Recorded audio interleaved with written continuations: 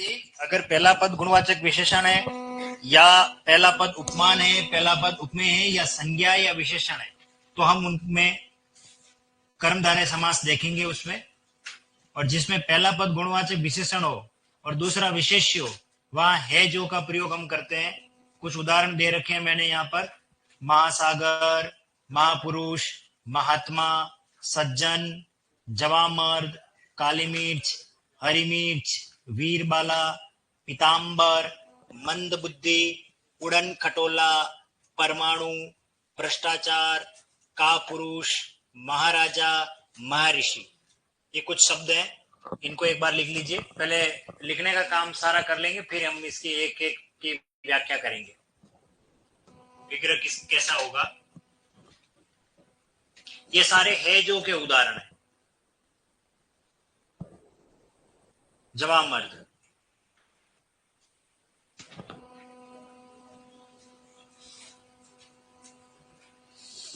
मैंने अविभाव में अजानुभाव पढ़ाया था आप लोगों को, तो उसका विग्रह क्या लिखा था मैंने?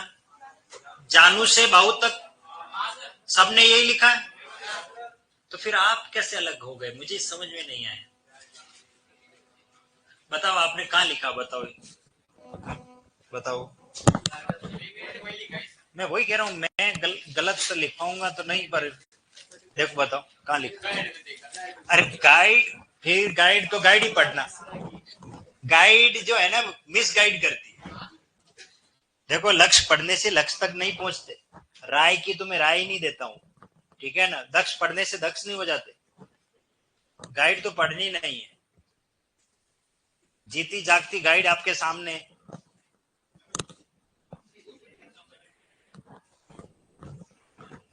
गाइड में क्या है? गाइड लिखने वाले क्या इधर उधर की किताब देख करके लिख देते हैं, आधा उलझुल लिखा हुआ है। किताबों में तो बहुत कचरा भरा हुआ है, गलत गलत छपा हुआ है, इसलिए तो गलती हो जाती है। हम खुद ही परेशान होते हैं। हमें भी, जब हम पढ़ते थे तो हमारे लिए कोई अच्छा टीचर हमें नहीं मिला कि भाई जो हमको पढ़ा सके। हम भी में रहेंगे, कोई गाइड ही में। गाइड तो क्या है कि अंधाधुन हर कोई छाप रहा आजकल, उसकी नकल कर ली, उसकी कॉपी निकाल दी और खुद ही लिख दिया अपने नाम से। हाँ, एलएलबी कर रखा और हिंदी की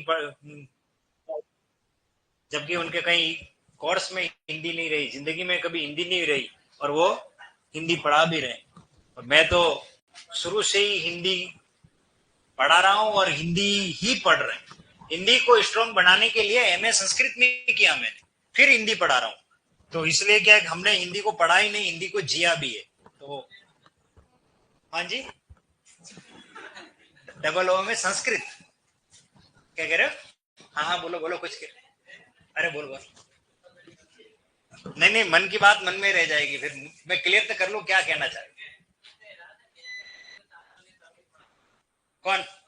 एम संस्कृत कर लो पहले। अभी ये हिंदी की तो ये तो पढ़ाई हो ही नहीं रही है।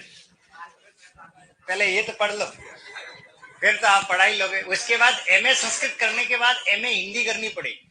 एमए संस्कृत करने के बाद फिर क्या करनी पड़ेगी? एमए हिंदी करनी पड़ेगी। हिंदी की सब चीजें पढ़नी पड़ेगी। लेकिन एमए हिंदी करने के बावजूद भी आप व्याकरण नहीं पढ़ा पाओ, क्योंकि यूनिवर्सिटी में ये पार्ट नहीं है व्याकरण का। वहां क्या है? साहित्य, भक्ति काल, रीतिकाल, मुंशी प्रेमचंद, ऐसे ऐसे बड़े बड़े साहित्यकार हैं। उन साहित्यकारों को तो मैं पढ़ा ही नहीं रहा हूं, मैं व्याकरण पढ़ा रहा हूं। और व्याकरण के लिए पूरी लघु सिद्धांत कौमुदी पढ़नी पड़ती है, तब जाकर के ये चीजें सब क्लियर होती है। और व्याकरण के ग्रंथ पढ़ने पड़ते हैं, वो कहीं सिलेबस में नहीं है, वो हमको अलग से पढ़ने पड़ते हैं। ये लिख लिया सभी ने? ओके। नेक्स्ट है हमारा उपमान उपमेय के समान। यहां पहले उदाहरण कौन आएगा? देखो, चंद्र वदन, यानी कि मोटी मोटी बात करें तो यहां पर सबसे पहले आएगी प्रकृति। कौन आएगी? प्रकृति, यानी कि प्रकृति फर्स्ट नंबर पे। और बाद में कौन आ जाएगा? मानव। ये रहेगा इसमें, प्रकृति और मानव। ठीक है।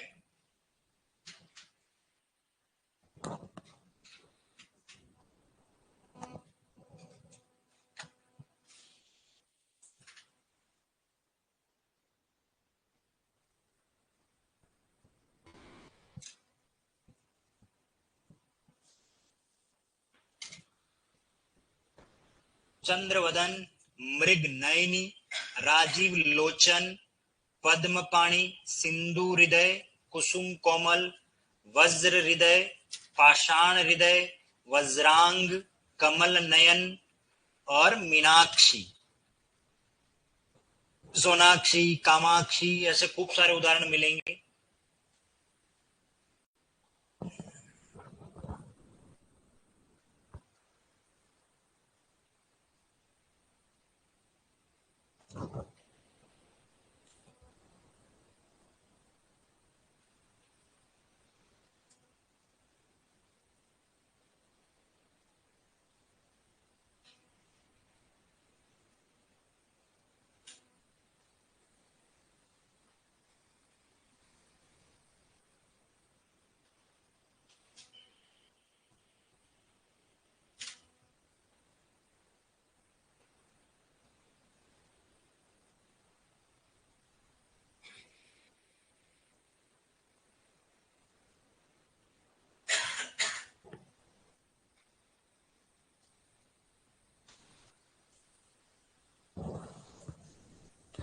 लिख लिया सभी ने?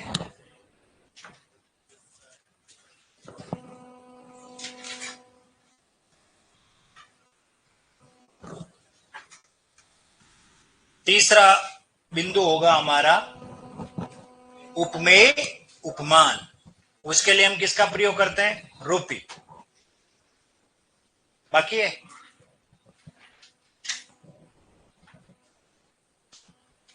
कहां तक पहुंचे भैया? हो गए? चलिए नेक्स्ट वापस आएंगे। अगर कोई शब्द रह भी जाए तो जब मैं विग्रह करूंगा तब वापस आऊंगा। उपमेय उपमान रूपी।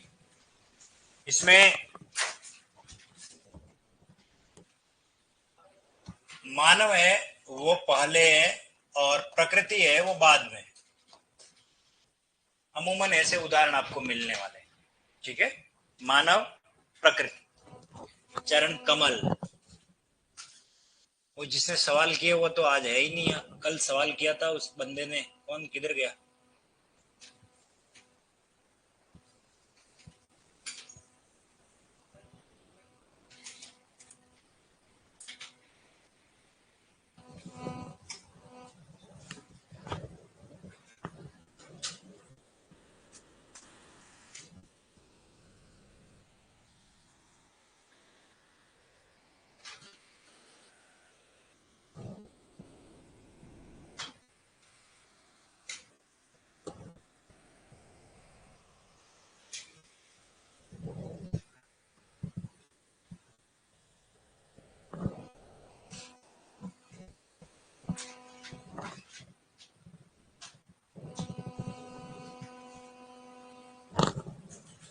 ये कीर्ति लता लिखना, इसे ये सही नहीं लिखा हुआ है और मुद्रण मिस्टेक है।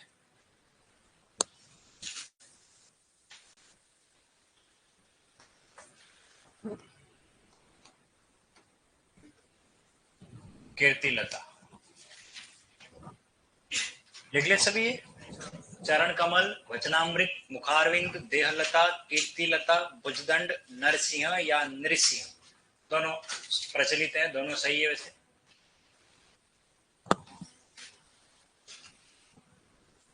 अब हमारा अंतिम बचा है संज्ञा विशेषण। संज्ञा विशेषण, इसमें किसका प्रयोग करेंगे? है जो, है जो। संज्ञा विशेषण है जो, है जो।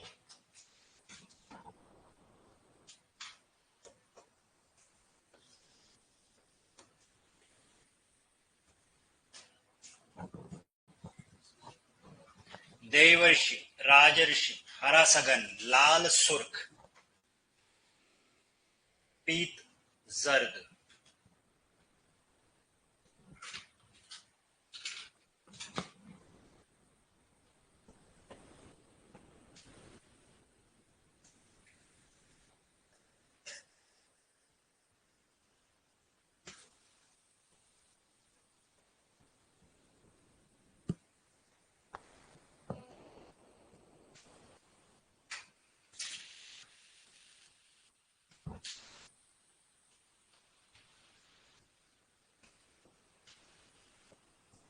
पीत जर्द हो गया। चलिए अब वापस बैक आते हैं, कोई अगर रह भी जाए वापस आएंगे, इस पर बात कर लेंगे। यस, सबसे पहले है गुणवाचक विशेषण विशेष्य। ठीक है, इन सभी उदाहरणों में एक बात कॉमन है, पहला पद दूसरे की क्या बता रहा है, विशेषता। कल पेपर में आएगा क्वेश्चन, ध्यान रखना।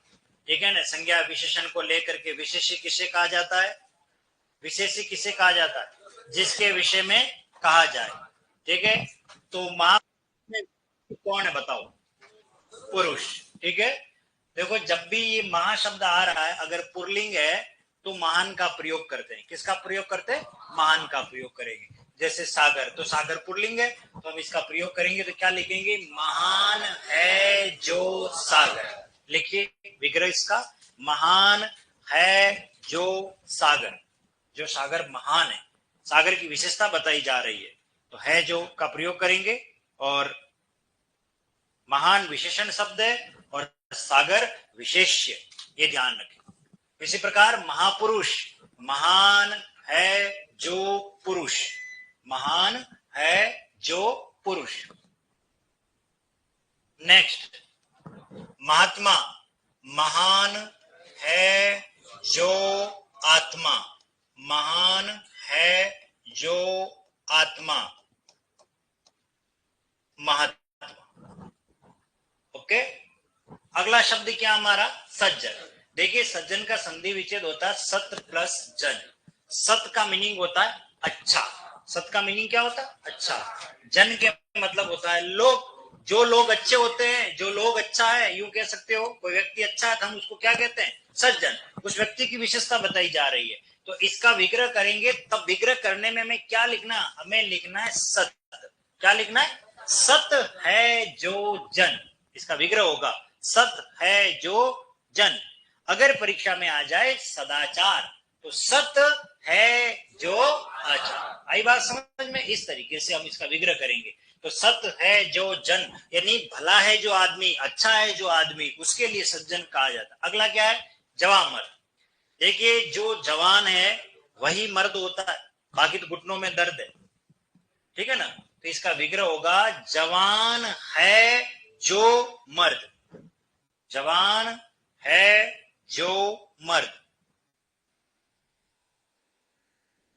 अगला क्या हमारा, काली मिर्च। मिर्च कैसी है, काली, तो काली है जो मिर्च, ये मिर्च की विशेषता बताई जा रही है, काली है जो मिर्च। काली नागिन के जैसी जुल्फ है तेरी काली काली, है ना, काली नागिन, नागिन कैसी है, काली, ये विशेषता बताई जा रही है। हरी मिर्च, हरी है जो मिर्च। अगर लाल मिर्च आ जाए तो लाल है जो मिर्च। ठीक है, सर यही लिखना आपको, जवान है जो मर्द, काली है जो मिर्च, हरी है जो मिर्च। वीर बाला, वीर है जो बाला, या बाला कन्या लड़की है, ये ध्यान रखना।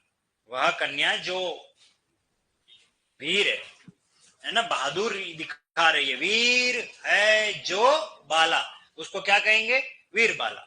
अगला क्या आ रहा है, पीताम्बर। अब आप रुक जाइए थोड़ी देर, क्योंकि यहाँ बी आ गया है, ये आरपीएससी में आया हुआ है।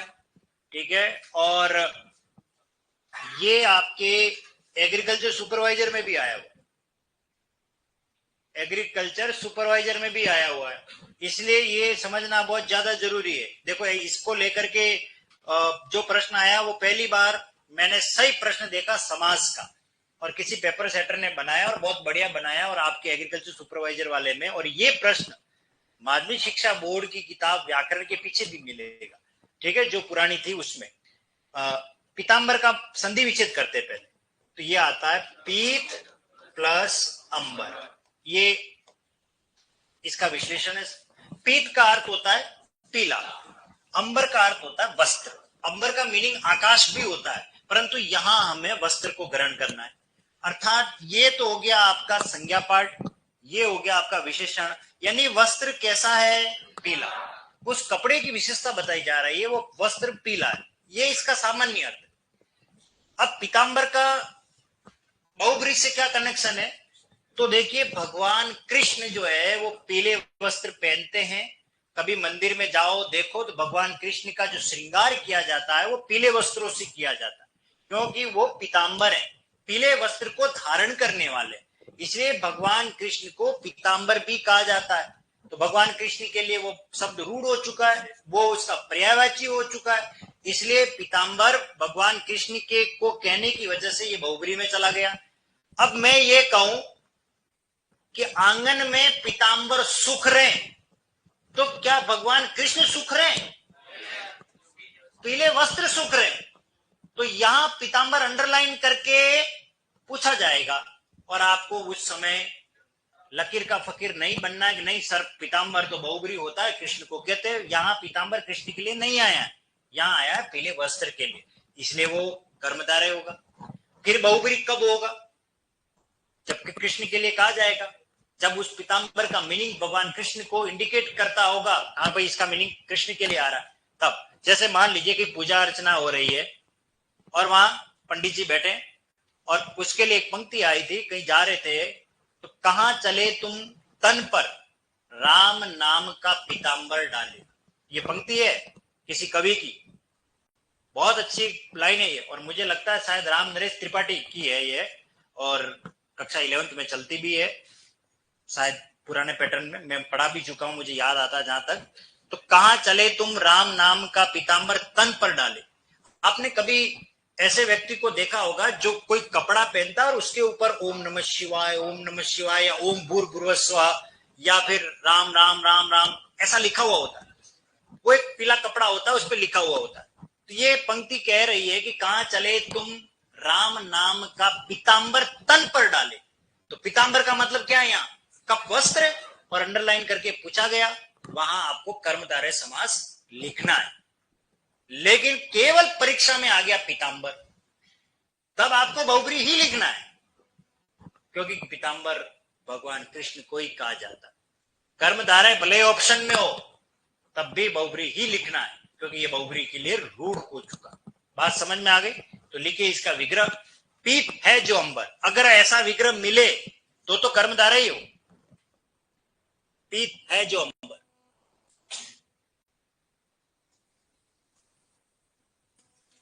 नेक्स्ट, मंद बुद्धि। मंद बुद्धि, देखो बुद्धि स्त्रीलिंग शब्द है, तो इसका विग्रह स्त्रीलिंग के अकॉर्डिंग करना पड़ेगा, है जो से नहीं काम चलेगा। मंद है जिसकी बुद्धि, ऐसे करना पड़ेगा, मंद है जिसकी बुद्धि। मंद है जो बुद्धि लिख दो तो भी कोई गलत तो नहीं है, परंतु भाव में थोड़ा सा परिवर्तन आ जाएगा, भाषा में चमत्कार नहीं आएगा, इसलिए हम इसको लिखते हैं मंद है जिसकी बुद्धि, या मंद है जो बुद्धि भी कर दो कोई बात नहीं, मंद बुद्धि बालक ऐसा बोलते ही है। उड़न खटोला, क्या लिखा है ये? उड़न खटोला, यानी उड़ता है जो खटोला, उड़ता है जो खटोला। हातिम ताई वगैरह आपने कभी देखा हो, अलिफ लेला एक चटाई उसमें बैठ करके उड़ जाते थे, है ना, ऐसे दिखाते थे, तो वो उड़ता है, उसको उड़ता है जो खटोला, उड़न खटोला। परमाणु, ये जब संधि पढ़ा रहा था तब मैंने बताया भी था, परम है जो अणु, परम है जो अणु परमाणु। भ्रष्ट है जो आचार, आचार यानी व्यवहार, भ्रष्ट है जो आचार, ओके, भ्रष्ट है जो आचार। नेक्स्ट क्या आ रहा है? का पुरुष। देखो यहां का मतलब है कायर, का मतलब क्या है? कायर। अगर वीर पुरुष हो सकता है तो कायर पुरुष भी होता है, और उस कायर पुरुष को इन शॉर्ट में का पुरुष बोलते हैं संस्कृत में। तो विग्रह करेंगे तो कायर है जो पुरुष, इसे मोस्ट इंपोर्टेंट लिख देना, क्योंकि का पुरुष में का मतलब लड़के जानते नहीं, का मतलब क्या है? यहाँ का यानी कायर, कायर है जो पुरुष। महाराजा, महान है जो राजा। महर्षि, महान है जो ऋषि। शाबाश। चलिए अब एक शब्द और ले लेते हैं, क्या लिखा है ये? महारानी। बताइए इसका विग्रह क्या होगा? महान है जो रानी। गलत। देखो रानी स्त्रीलिंग है ना,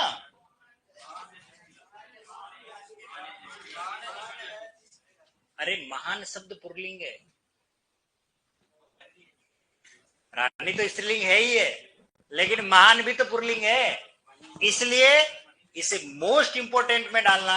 अगर मेरे जैसा पेपर सेटर होगा, सुन लो अब, ये तो भी समझा रहा हूं, अगर मैं ये नहीं समझाता 100% टेस्ट में प्रश्न आता कौन सा विग्रह सही है, और वहां लिखा हुआ मिलेगा महारानी, महान है जो रानी, ठोको, फिर आप कहोगे ये क्या हुआ। परंतु ध्यान रखना,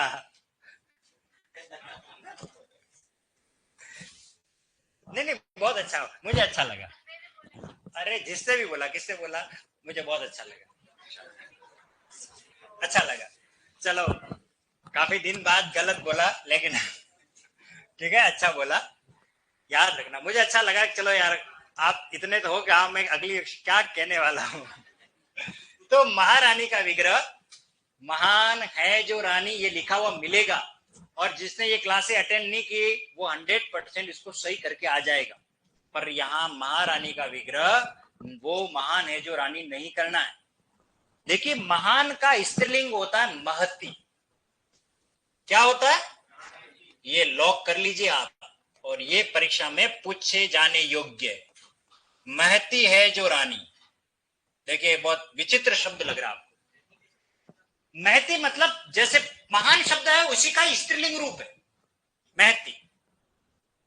बात समझ गए होंगे। महान पुल्लिंग के लिए, पुरुषों के लिए प्रयुक्त हो रहा है, तो महती स्त्रीलिंग के लिए।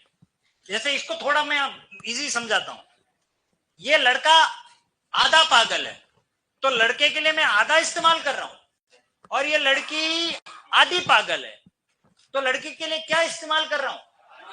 अब ये आधी क्या होता है भैया,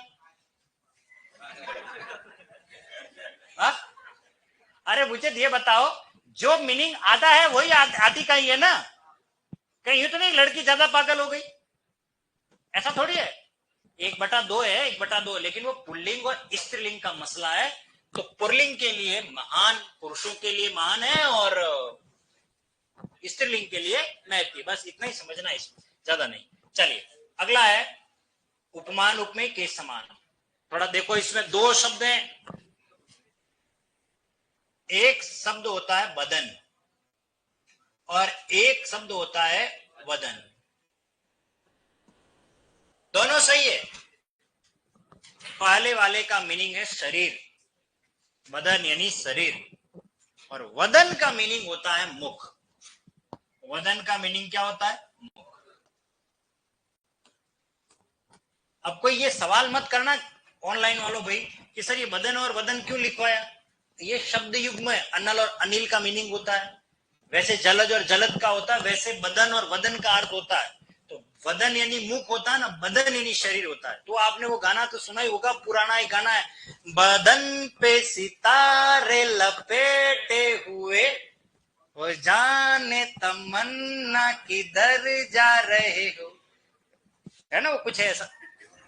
देखो, तो बदन पे, किस पे, शरीर पे। तो यहां लिखो चंद्र वदन है, तो मुख है, तो लिखो चंद्र के समान वदन, यानी चंद्र के समान मुंडा, मुख है।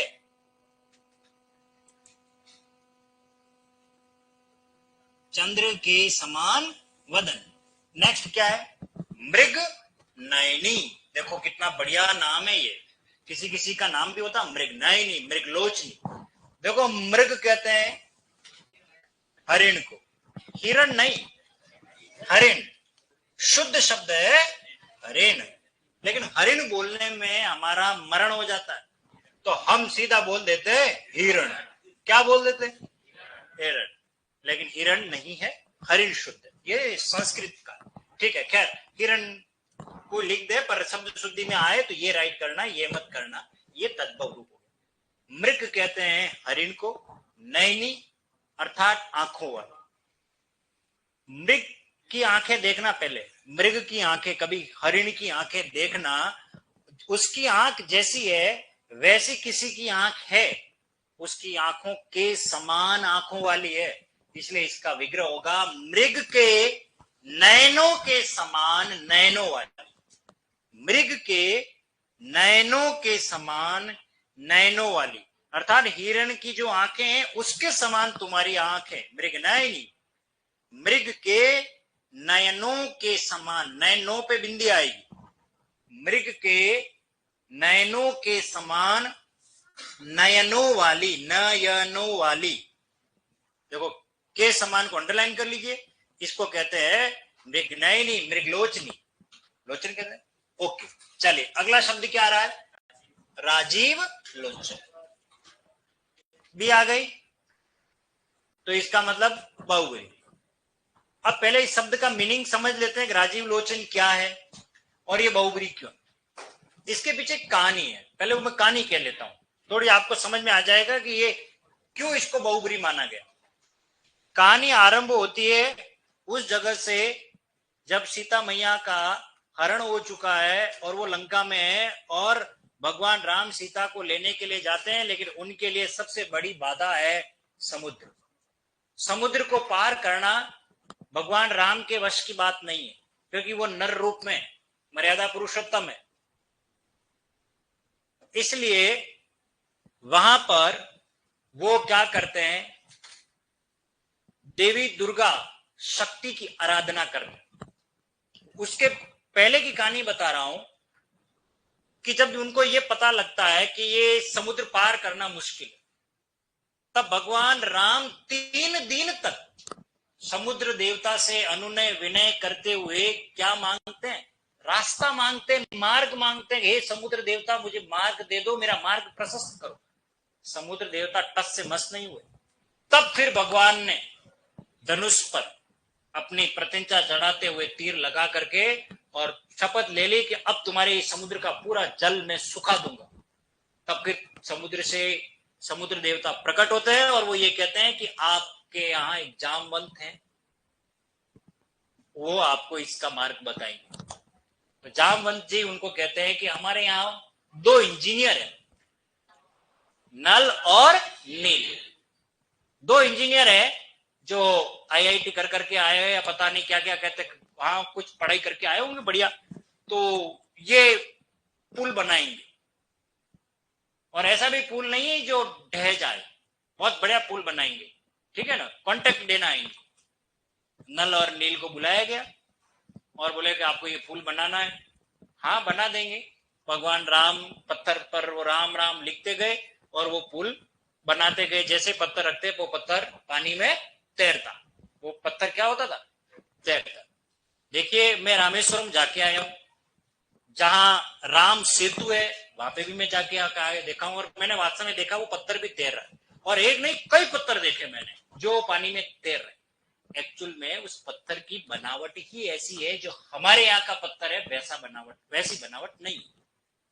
वो पत्थर जो जितने भी थे हमारे यहाँ के अरावली की पहाड़ियों का, या हिमाचल, ये क्या बोलते हैं, हिमालय की पहाड़ियों से कोई पर्वत लेकर के वहां ले जाए या कोई पत्थर, वो पानी में डूब जाएगा, वो तैरेगा नहीं। लेकिन वहां का जो पत्थर है उसकी पत्थर की बनावट है, वो गोल शेप में तो है, लेकिन उसके बीच बीच में क्या है, पोर है, छेद है। उस वजह से उसके अंदर हवा जो भर जाती है तो वो पत्थर पानी में तैर रहा है। और उससे पैसे भी कमा रहे लोग। देखो राम जी का पत्थर है और अंधानुकरण में लोग जाते हैं, पैसे देते हैं, वहां हाथ जोड़ करके आ जाते हैं, ठीक है, वो अलग बात है, सबकी अपनी अपनी आस्था है। हुआ क्या कि भाई वो नल और नील पत्थर रख रहे थे, राम राम लिख करके वो पत्थर पानी में तैर रहा। ऐसा क्यों हो रहा था, इसके पीछे की कहानी यह है कि नल और नील जब बचपन में बहुत छोटे थे तब ऋषि और महात्माओं के उनके कमंडल, उनकी पुस्तकें, उनके संविदा, यज्ञ की सामग्री पानी में, तालाब में फेंक देते थे। ऋषि महात्मा परेशान हो गए, इसलिए उनको श्राप दे दिया उन दोनों बालकों को, उद्दंड बांदरों को। वो बंदर थे नल और नील, कि तुम जो भी वस्तु फेंकोगे वो पानी में तैरेगी।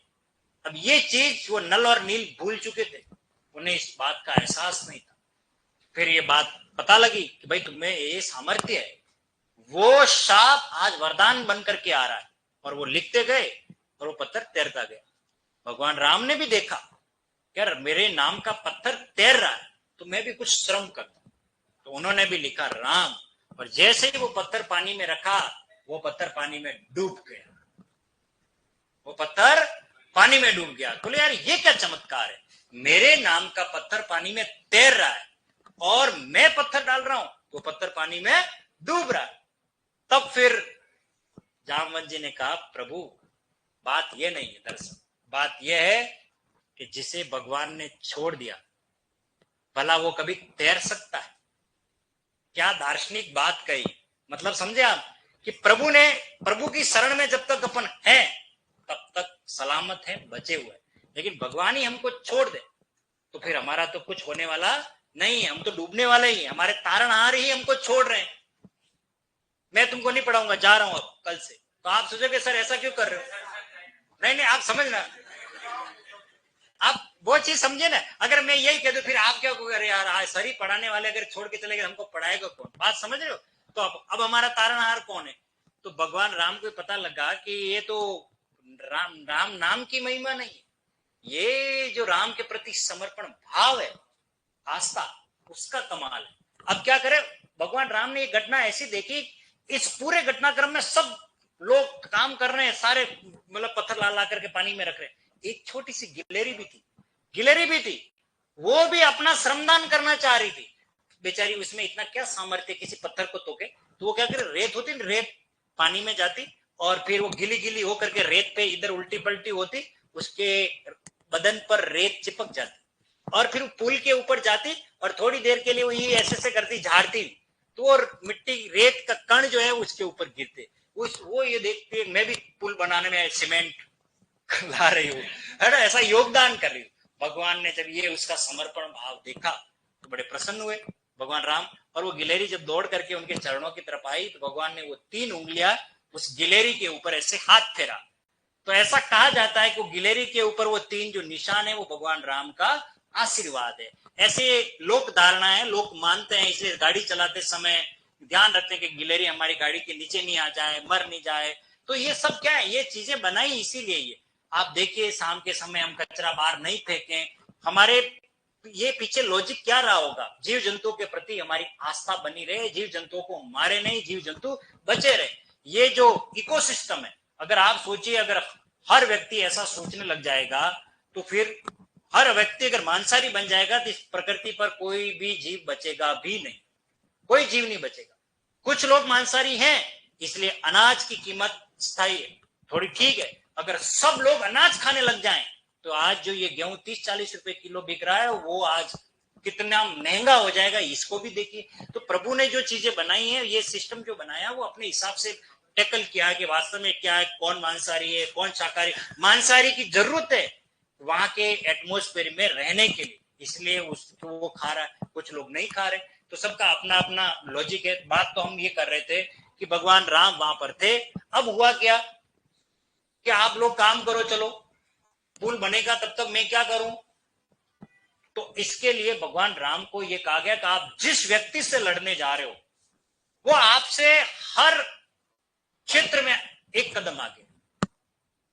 विद्या के क्षेत्र में देखो वो पारंगत है, कर्म कांड ज्योतिष का परम ज्ञाता है रावण, जिसने शिव तांडव स्रोत लिखा था। जटा जवी गलज प्रवलज पावचले गले लंब लंबिताम भुजंग तुंग मालिकाम, है ना, ऐसे आपने वो खूब सारा पढ़ा होगा।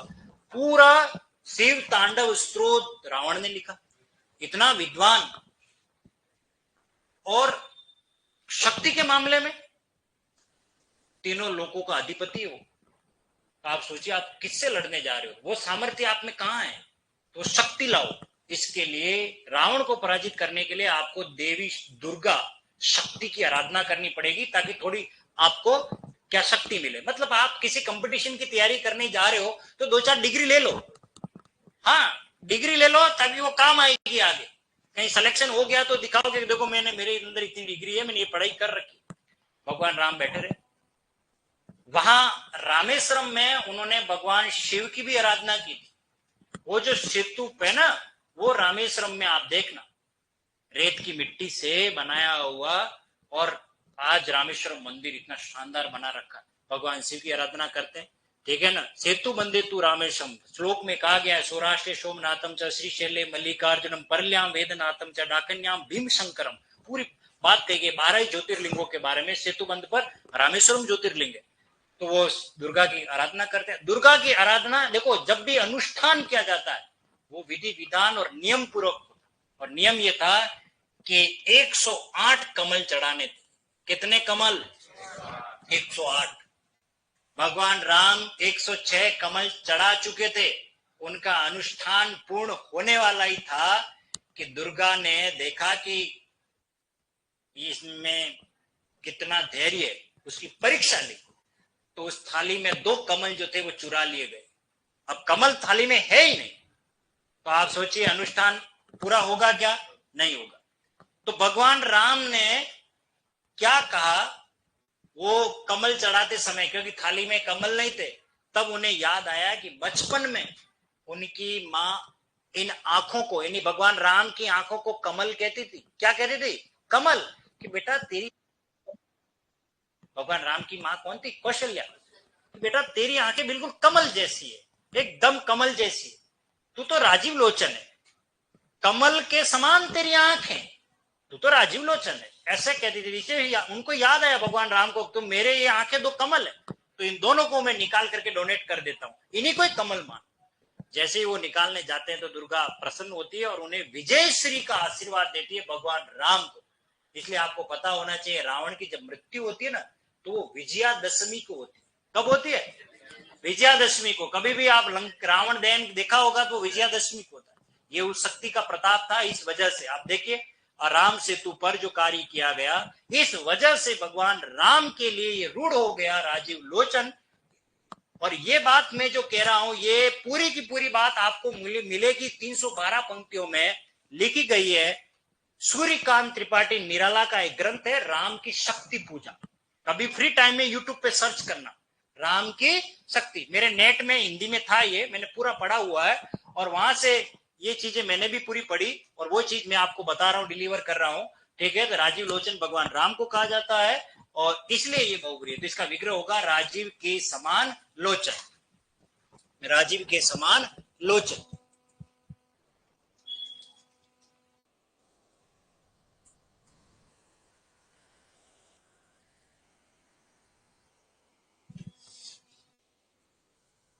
ठीक है, चलिए नेक्स्ट क्या हमारा? सिंधु, सॉरी, पद्म पाणी। देखो, पद्म का मीनिंग होता है कमल। पद्म का मीनिंग क्या होता है? कमल। और पाणी का मीनिंग होता है हाथ। आपने इसी से मिलता जुलता एक और शब्द सुना होगा, वीणा पाणी। वीणा पाणी सुना होगा, उसमें वीणा पहले पाणी बाद में, इसमें पद्म पहले और पाणी बाद में, पर दोनों में अंतर है। वीणा पाणी कहा जाता है सरस्वती को। वीणा यानी कि जो सितार है उसको कहते हैं, और पाणी यानी हाथ, यानी जिसके हाथों में सितार सुसज्जित होता हो, वो तंबूरा, तार वाला तत्वाद्य यंत्र, ये तो तारों से बना होता है। ठीक है ना, तो सरस्वती को कहा जाता है। लेकिन जिसके हाथ कमल के समान नाजुक, मुलायम और सॉफ्ट हो, उसको कहते हैं पद्म पाणी। उसके लिए शब्द है। तो पद्म के समान पाणी, पाणी यानी हाथ, पद्म के समान, पद्म कहते हैं कमल, पद्मनाभम सुरेशम, विश्वाधारम गगन सदृशम, मेघ वर्णम शुभांगम, लक्ष्मी कांतम कमल नयनम, योग विद्या नगम्यम, वंदे विष्णु भवभयहरम, सर्वलोकेक नाथम। ये भगवान विष्णु की आराधना में आता है पद्म। ठीक है, चलिए नेक्स्ट क्या हमारा? सिंदूर हृदय। देखो, सिंधु एक शब्द और है सिंदूर, ये दोनों अलग है। एक होता सिंदूर, वो रजिस्ट्रेशन फॉर्म, वो एक चुटकी सिंदूर की कीमत तुम क्या जानो राकेश बाबू, है ना, वो सिंदूर है। ये सिंधु है। सिंधु का अर्थ होता है समुद्र। पहले इसका अर्थ समझिए, सिंधु का अर्थ होता है समुद्र, और सिंधु पाकिस्तान में बहने वाली एक नदी भी है, सिंधु नदी। उस सिंधु नदी को पार करके आए थे ईरान के लोग, और ईरानी लोग स को ह बोलते थे और ध को द बोलते थे।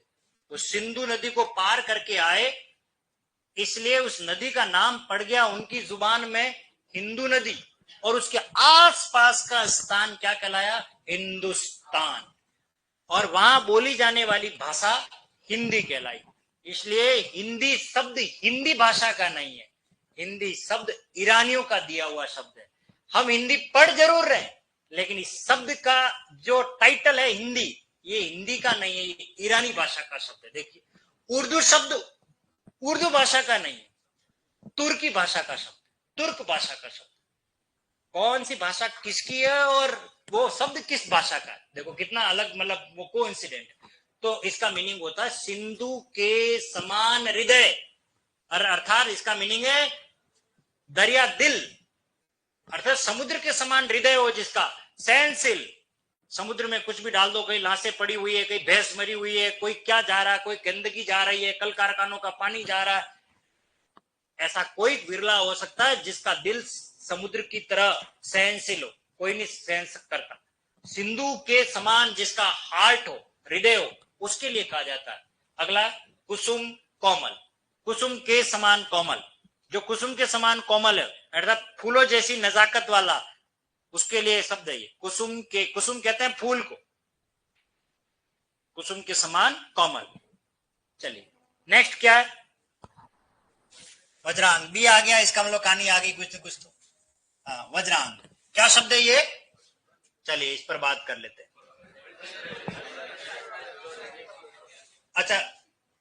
अच्छा ये आ गया, ओके कोई नहीं है, मैं समझा, मैं यहां तक आ गया हूं।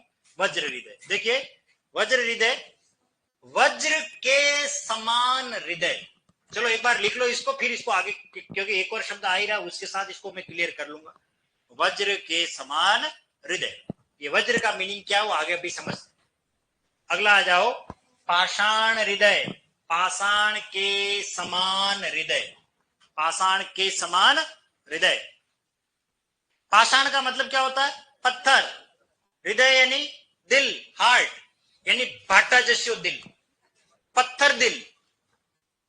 पाषाण हृदय उसको कहते हैं जिसका दिल पत्थर जैसा हो। कोई एक फूल में ही प्रसन्न हो जाता है, और कोई ऐसा होता है कि पूरा गमला दे दो, बगीचा दे दो, तब भी प्रसन्न नहीं होता। कहते ना पत्थर दिल है, सनम है, पत्थर दिल पिघलता नहीं है। एक तो बेचारा है खाली मधुर मुस्कान में ही पिघल जाता, और कोई तो ऐसा होता है कि भले कितना ही नौछावर कर लो पर कुछ भी नहीं होता है ना। तो ऐसा कहा गया है, एक बहुत अच्छी बात कही है कि बड़ा नहीं जो भावों से बहती जिसमें रसधार नहीं, वह हृदय नहीं पत्थर है जिसमें स्वदेश का प्यार नहीं है, उसको कहते हैं पाषाण हृदय। अगला लिखो वज्रांग, वज्र के समान अंग, वज्र के समान अंग, वज्र के समान अंग, वज्रांग। चलिए ये कहानी सुन लेते हैं थोड़ी सी। हाँ हाँ, क्लियर हो जाएगा। वज्र के समान अंग, देखिए वज्रांग शब्द बहुब्री क्यों है, उसके लिए, क्योंकि वज्रांग कहा जाता है भगवान हनुमान। किसको कहा जाता है, हनुमान जी को। और आखिर ऐसी क्या वजह थी कि भगवान हनुमान को वज्रांग कहना पड़ा, तो याद रखें, बचपन की बात बता रहा हूं। भगवान जब हनुमान पवन तनय, अर्थात ये पवन के पुत्र थे, अंजनी के पुत्र थे, जब ये छोटे थे तो इन्हें लड्डू फल खाने की बड़ी लालसा रहती थी। तो एक बार इन्होंने क्या किया कि सूर्य को भी लड्डू समझ करके खा लिया, उड़ान भरी ऐसी कि सूर्य को मुंह में ले लिया और खा भी गए। तब फिर कहना पड़ा कि बाल समय रवि बख्श लियो, बाल समय नहीं बचपन में, रवि कौन, सूर्य, बख्श लियो, तीनों ही लोक भयो अंधियारो, और तीनों ही लोक में लाइट चली गई।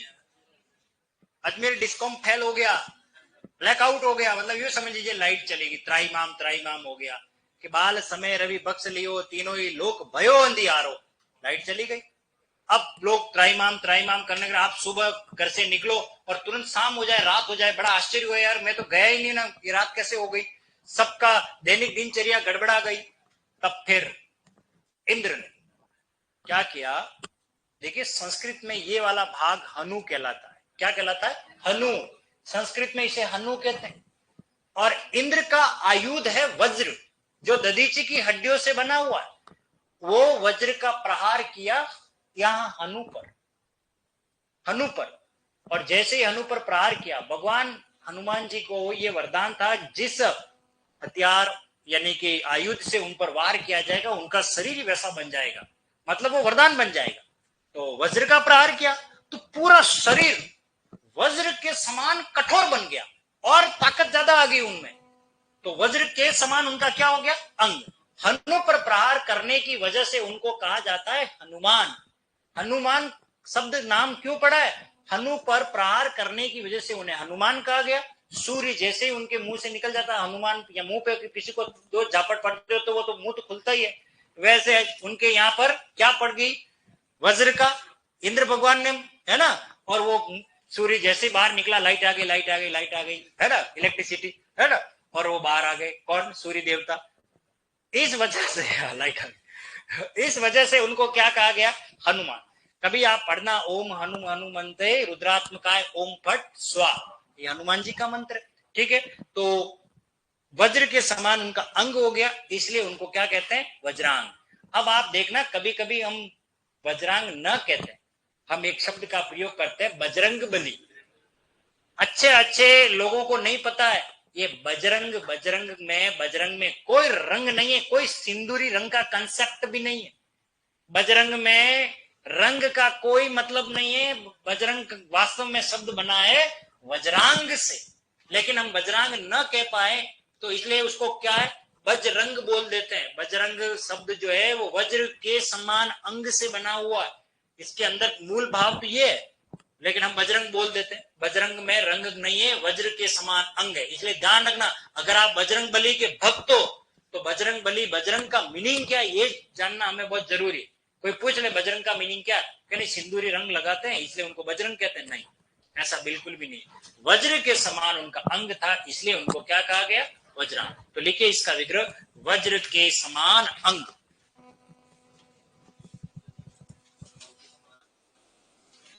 ओके, चलिए। कमल नयन, कमल के समान नयन। हा? तो ऐसे तो नाम पढ़े, मारुति नंदन। हाँ तो बस नाम पड़ गया ना उनका, ऐसे तो नाम पड़ा मारुति नंदन। अच्छा, नंद, नंद बाबा का पुत्र है भगवान कृष्ण, है ना, तो उनके क्या मुरलीधर नाम क्यों पड़ा? गिरिधर नाम क्यों पड़ा? क्या हुआ? ये सब बाद के नाम है, ये सब बाद के नाम है, ये सब है उन्होंने जो कार्य किए, ये सब उन्होंने जो कार्य किए उसके बाद के नाम है। बाकी उनका सही नाम है मारुति नंदन पवन तनय।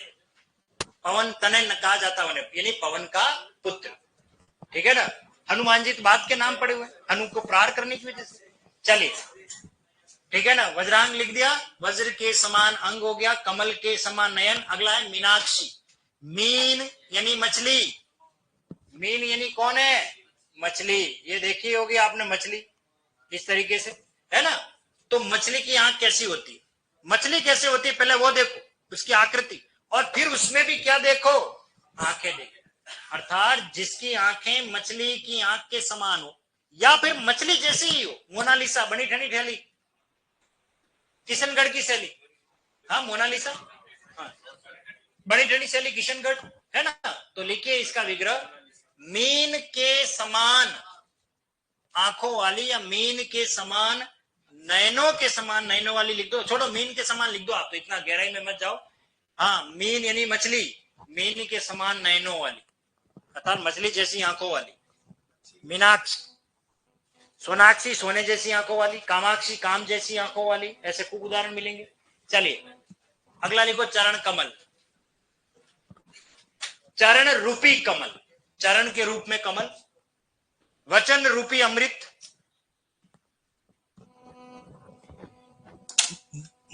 वचन रूपी सॉरी क्या कहते हैं, अमृत।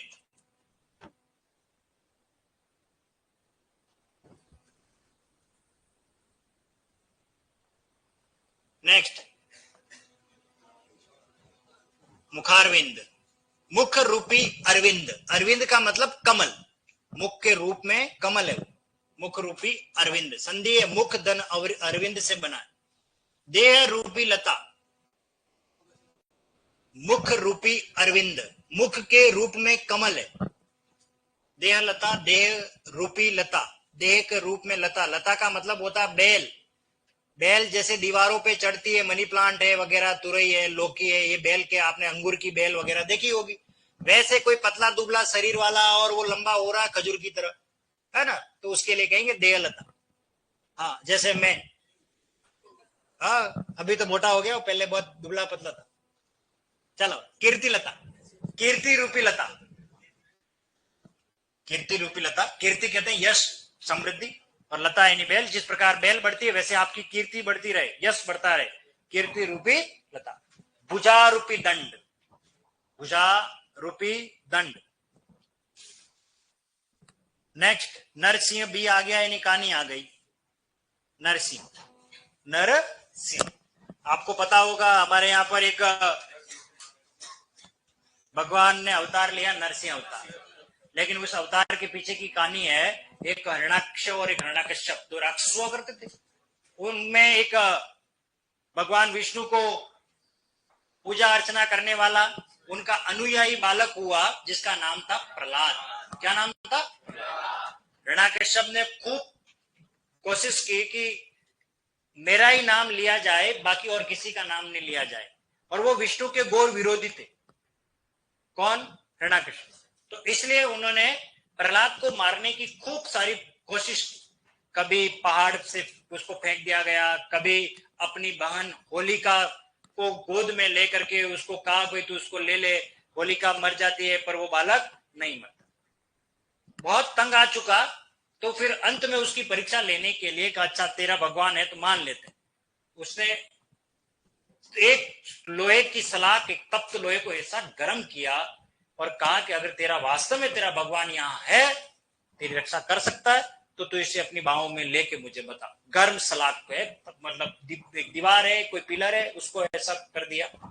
तो भगवान विष्णु ने प्रहलाद को एक इशारा किया, मतलब वो चीज उसी को ही दिखी और किसी को ही। एक चींटी उस गर्म तप्त उस दीवार पर, उस सलाख पर चलती हुई नजर आई, तो उसने कहा यार ये चींटी तो मर ही नहीं रही है, तो फिर मैं कैसे मर सकता हूं।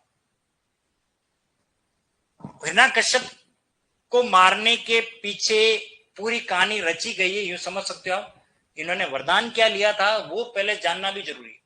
भगवान के पास गए तो वरदान ऐसा लिया कि हम अमर रहे, हम कभी मरे नहीं। भगवान ने कहा ये वरदान तो किसी को मिलता भी नहीं है।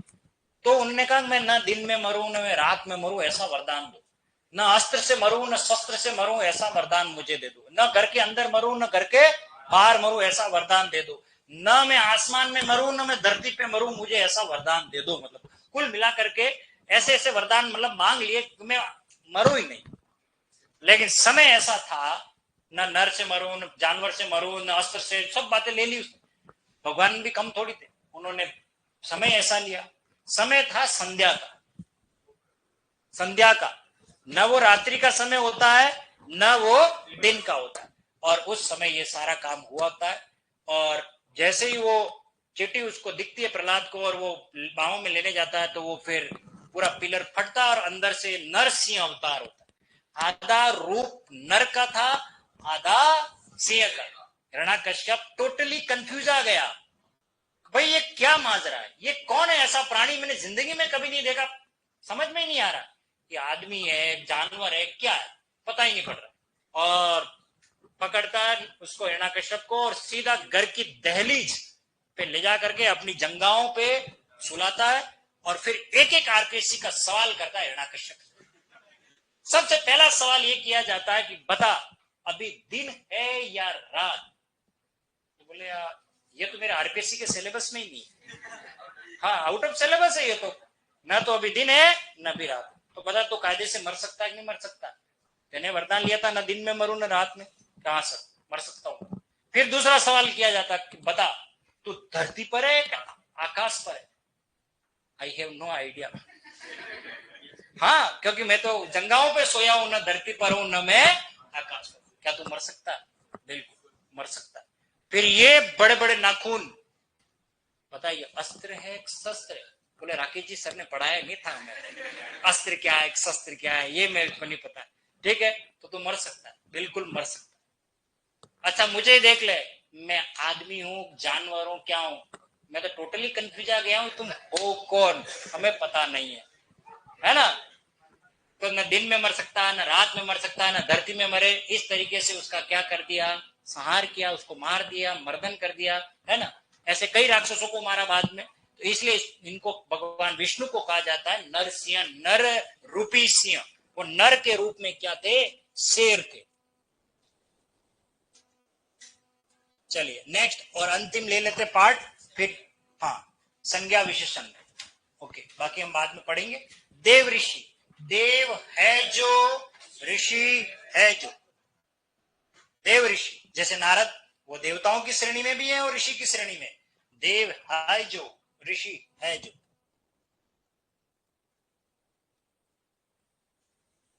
चलिए राज ऋषि, राजा है जो, ऋषि है जो। हरा सगन, हरा है जो, सगन है जो। लाल सुर्ख, इसको थोड़ा समझ लेना क्योंकि ये आपको समझ में कम आएगा। ये शब्द आपने पहली बार सुना है, लाल सुर्ख। हरा है जो, सगन है जो। पहले तो ये लिख लो, फिर मैं आगे लाल सुर्ख का बताता हूं।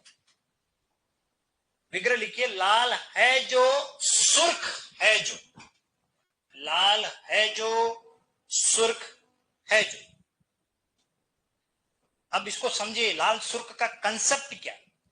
देखिए, लाल का मतलब भी लाल है और सुर्ख का मतलब भी लाल है,